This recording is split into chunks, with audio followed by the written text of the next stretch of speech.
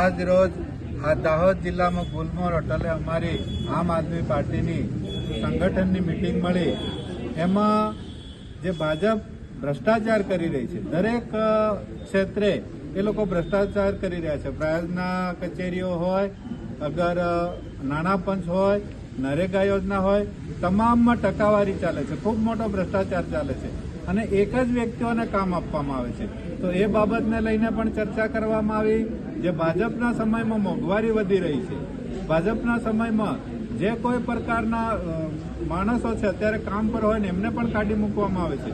અત્યારે મધ્યાહન ભોજનનો જે મુદ્દો છે કે અગર અગાઉ જે ટીઆરપીનો જે મુદ્દો છે, આ લોકો ભાજપવાળા ફક્ત ને ફક્ત એજન્સીઓને કામ આપવા માંગે છે, કંપનીઓને કામ આપવા માંગે છે।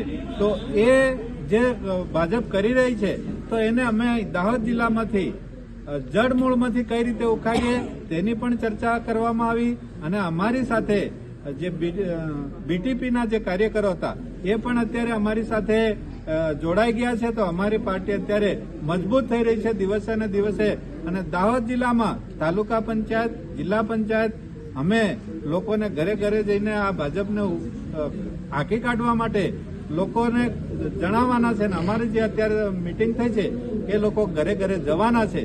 તો એના માટે આજ મજબૂત સંગઠન કરવા માટેની અમારી બહુ સરસ મિટિંગ થઈ છે।